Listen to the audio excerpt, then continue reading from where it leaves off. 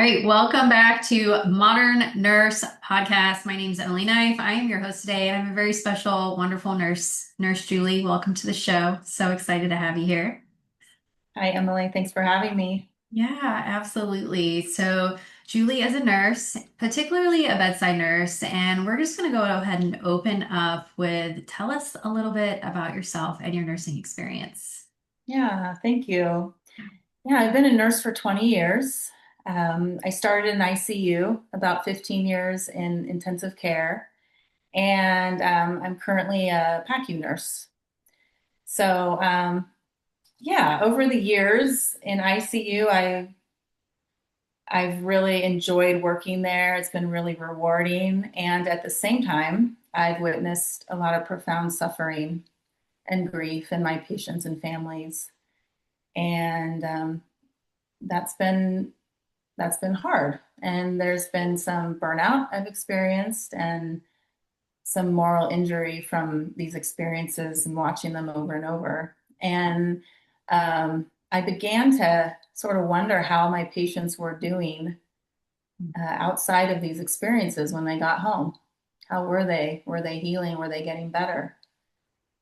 And so one day I had a tragic experience of a close family friend passing Mm, in a kayaking accident.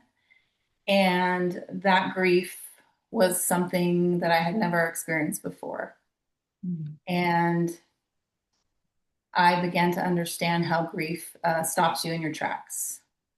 And it sort of unearths truths and things that you haven't looked at. And this experience was difficult because I felt like I had no control. And that put me on a sort of a new path of healing. And I was looking for something a little deeper, a little more than talk therapy, a little more than the things I had done in the past. yeah. Yeah, wow. Wow. Thank you. Thank you for sharing that and being vulnerable because it's something that as humans we all experience in the process of grief, but everybody's process and journey is so different. And especially like you were saying, you were already morally injured from your job at the hospital, and so that already made you vulnerable and focusing and advocating for patients, which is so beautiful. Thank you for doing that, Julie. But you were also worried about them not getting better, like going home and just, coming back to the ED or what have you. So it's really interesting the layering of grief that you were going through. So you reached this pinnacle point that you were trying to find other modalities, other areas that you could dive into to heal with. So where did that lead you? Where did that learning lead you? Where did that go for you? Yeah, it's interesting. A lot of things began to happen in that space of grief.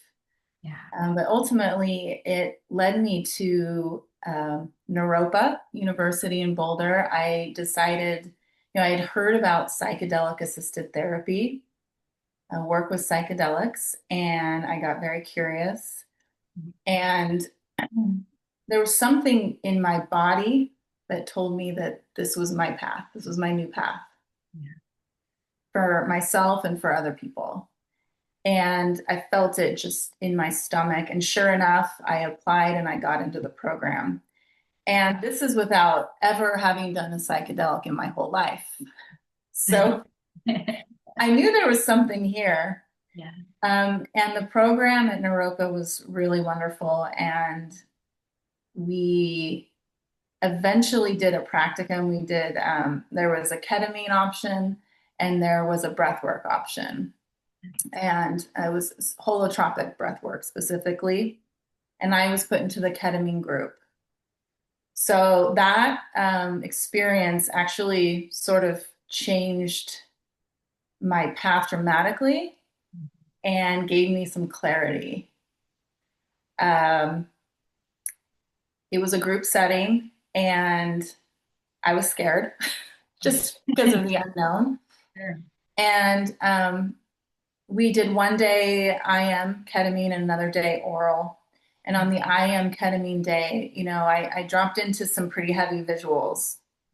And the beginning was very beautiful, a river, beautiful scene. And I kind of just let go and thought, okay, this is okay. I'm safe. It's going to be okay.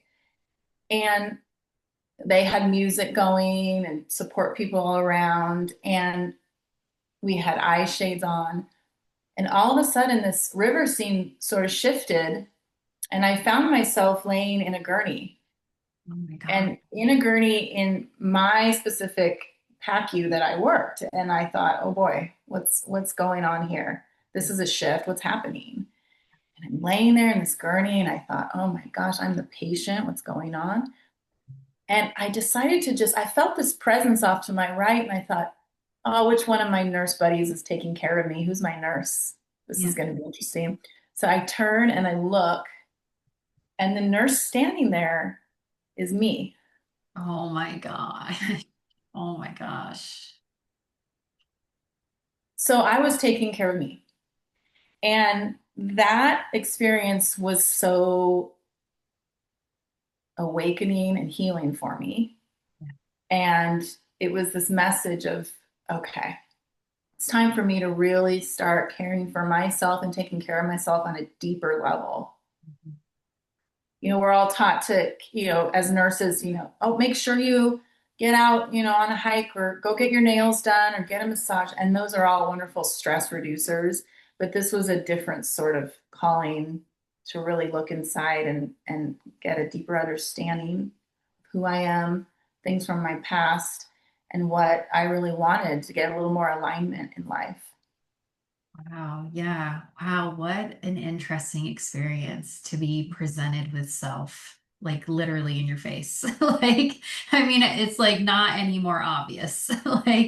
Like Julie, you need to take care of yourself, or you might end up on the gurney, like your patients. That's really powerful. And definitely very enlightening.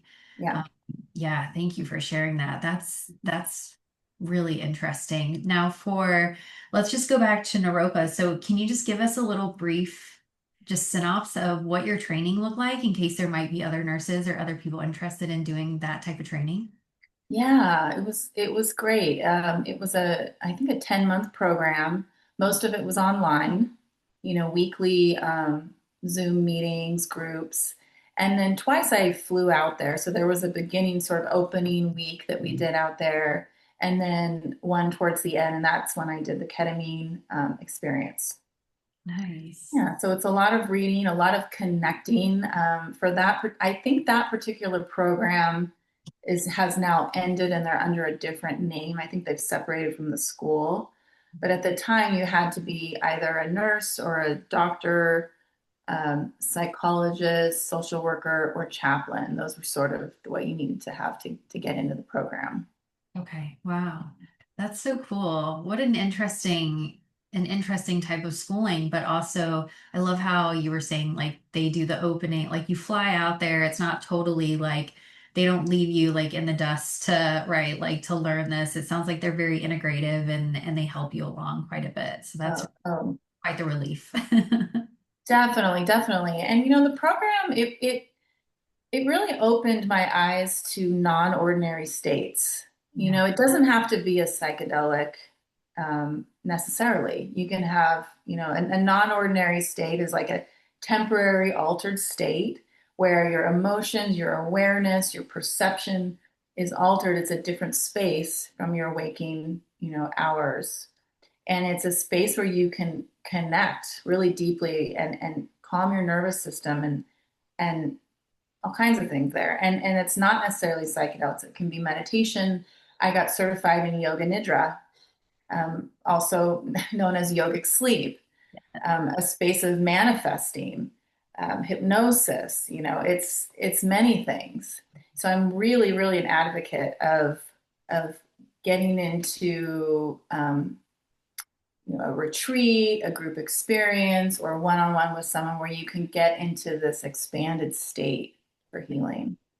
Yeah, absolutely. And that's so important because I know as a bedside nurse, it's very much fight or flight all the time. And until we get into that space, like you're saying, is like the non-ordinary states, whether it's like the yoga nidra or a meditation, it can really bring you a lot of enlightenment without psychedelics, like you're saying, because it brings you to that state of stillness. And it can be really uncomfortable for some people at first because it's like they haven't been in that state of stillness. So it's like they don't know what to do with it. Have you experienced that, or do you know people that have kind of experienced that uncomfortableness of going into that state? Yes, yes, because and especially our society, the modern world now, we are go, go, go, distract. The more you look at the phone, the less connected we are with ourselves. And, in a way, busyness can be a coping mechanism, and a distraction. And as nurses, we know we use distraction in our patients. There's a place for distraction, but not really chronic distraction. So, yes, it can be scary to stop and listen and go deep and because a lot of us know there's something that we try to push away that we don't want to look at.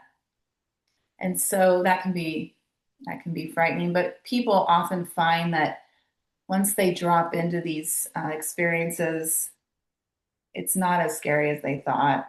And oftentimes it's just looking at that thing head on and then it can dissolve. Yeah, that's so beautiful. I love how you put that. Like it's nothing to be afraid of because it's yourself and you're just meeting yourself basically like where you're Mhm. at currently and seeing yourself kind of like as an observer of self really Yeah. and being able to go deeper with that. That is so cool. Awesome. Well, thank you for sharing that. That's so helpful, I think, for a lot of people because I know a lot of people are sometimes afraid to even do breath work or to do meditation, right? And it's like why? Why are you so afraid? But it's just because it's unknown, right? It's something unknown and they're not aware of that. So thanks for explaining that. That was really good. Yeah. So Yeah. with that, this whole transition from like taking your pain and turning into power, a powerful gift of giving back to nurses. Let's talk a little bit about your business. So I know you have the Nurse Project, and I want to just kind of talk about like how did that even come up for you? Because I know you had your experience, but where did the shift come where you're like, I really want to help nurses, I want to help people because I'm a bedside nurse and I want to help other nurses Mhm. feel, get through, and process. What was that like for you coming up? Yeah. Yeah. Yeah. So it did start with that experience with ketamine. And one of the things that came out of that is started feeling deeper empathy for myself, number one. And that started spilling over to other people and my coworkers, my nurses. And I was noticing people at work and just the level of stress and the nervous systems all up here. And I thought, man, we need this. Nurses need this. Nurses don't get the space for this.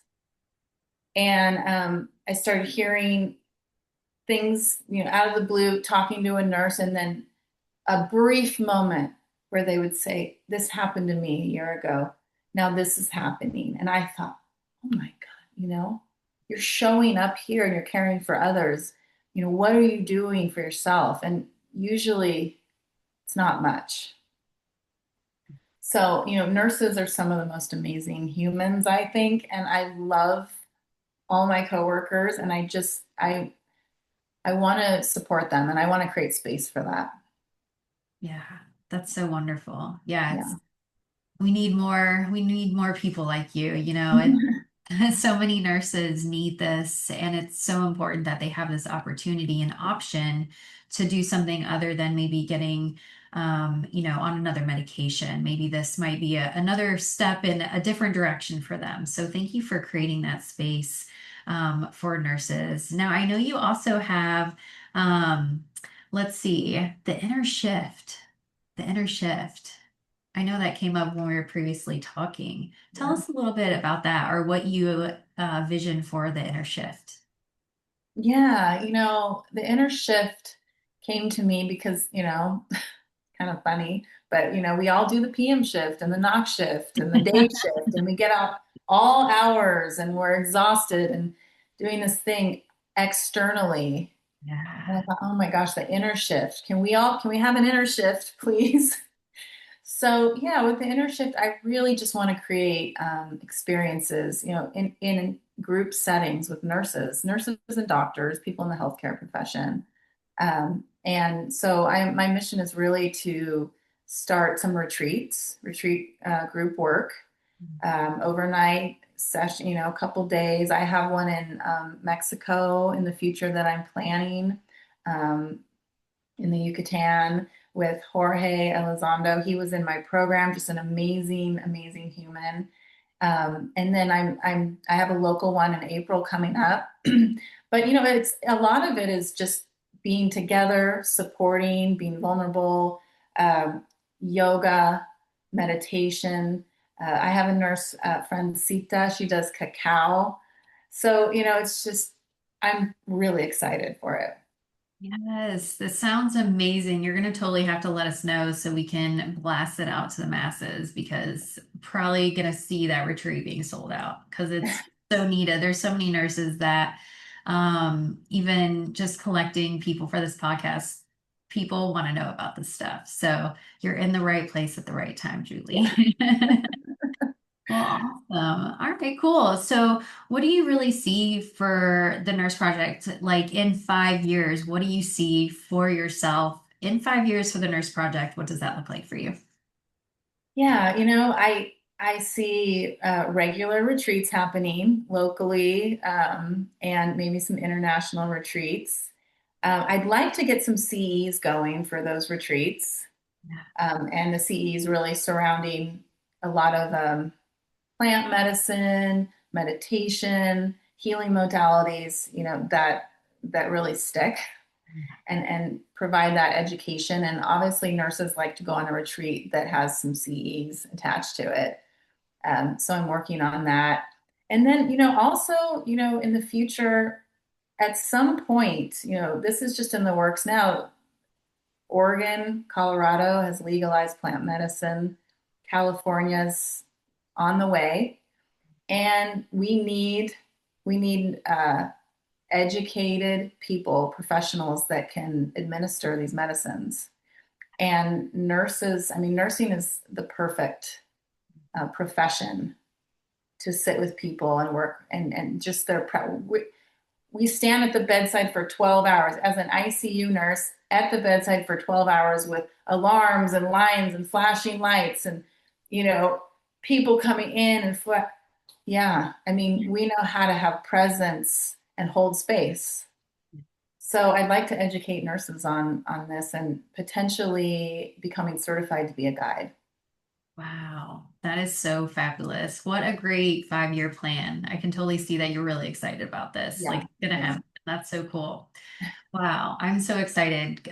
So just a little bit of a backstory. So Julie and I met through, I was coaching her through her business and learned all about her, and she's been on this wonderful journey. And at first you were a little bit scared of it. You had a little bit of imposter syndrome, right? So tell us, like, I think it's important that nurses, because nurses want to start stuff, but we get scared and we get nervous. Can you just Mhm. tell us a little bit about that and like what that process was like for you and how have you managed to kind of just be like, okay, I'm just gonna do this and kind of move through that imposter syndrome? Can you give us a little bit of a history on that? Yeah, definitely. Oh, yeah. I mean, for me, it was hard because for 20 years I had walked into a hospital, said, "What do you want me to do? What protocol am I following? What orders am I taking?" And I just do it. And I do the thing and I do it as fast as possible and I just follow the instructions. Now, as nurses, we talked about this. Nursing is a science and an art. So obviously, I was at the bedside infusing, my art Yeah. every day. But the fact that I was always following someone else's protocol made it kind of challenging for me to branch out and do something on my own. I just didn't have that practice of thinking of an idea on my own and carrying it out. So, once I got, recognized that it was just baby steps, I mean, just starting an Instagram account and posting myself on Instagram was like terrifying. And now I moved past that. So it's just, it's a process, it's a journey, it takes time. But once you do your own personal work, you start to realize what it is you want, and there's no other choice than just to get aligned with that because you just feel it in your body. So yeah, imposter syndrome is real and there's ways to work through it. Absolutely. And you're living proof of that. Like I remember when you opened up the Instagram account and you sent me like a message, you're like, I posted and I was like, yes. And you're like, but I was so nervous. And I was like, but yes. Yeah. Like so yeah, it's important to have, a community or people that not just like celebrate you, but hold you kind of accountable. Like, come on, you gotta put you can post, like don't be, yes, it's scary, but once you post and then it's like done, it's like, why was I so scared of that? Or why was I so nervous of that? Yeah. Yeah, and it Yeah. happens Well, so frequently. yeah, no, and it's so great. It's so great to have a coach and somebody that was huge for me. And I at first I wanted to mention, I thought, okay, I have a bachelor's degree in psychology and one in nursing. And I thought, oh gosh, I don't have my PhD, I don't have my master's. There's all these nurses out there talking about psychedelics and they have these letters behind their name. Right. And I really came to the idea of like, actually, I want to represent the voice of a bedside nurse. And the bedside is where it's at. Yeah. I mean, that is where it's at, and that's what I'm going to do. Bedside nurse voice, and I'm good with it. Yes, I love this. It's such an underrepresented group of nurses, but it's literally like 80% of our nursing workforce is bedside. Exactly. It's the most of our workforce is bedside. Yeah. So you have a big number of people to talk to about Yeah. this. That's so exciting. Yeah. Yes. Yeah, we can't wait to have you at Modern Nurse Plus, Julie, because we're just that same mission. It's the bedside nurses that we're trying to talk to. It's the nurses that are burnt out or dealing with grief. It's the nurses that are heating up their lunch 5 times. It's our nurses. Our nurses are the pillar of our communities. And it's so beautiful that you are now on the opposite side and want to help them. Um, and that's so beautiful. So thank you for this mission, this vision, your 5-year plan. I'm so excited. Can't wait to see that happening. And just we'll have to have you back. We'll have to have you back in a couple months, a year, and see how things are going. And can't wait to see that. So where can nurses get a hold of you currently if they do want to reach out to you to learn more? Yeah, I have a website. It's thenurseproject.org. Okay. I'm also, you can find me on Instagram. And yeah, yeah. My Awesome. email's on that page. And yeah, please get in touch. I'd love to connect with nurses. Yes, absolutely. So if you want to learn more about Julie's journey or anything she does within the plant medicine realm, please reach out to her. She does have a retreat coming up, maybe a local retreat, right? Cali, California. Nevada City. Yes. So if you're in that area, this might be your opportunity to actually be a part of something really magical. So please reach out to Julie. I'll drop it down in the description so you can get a hold of her. And thank you, Julie, for what you're doing. Really appreciate it.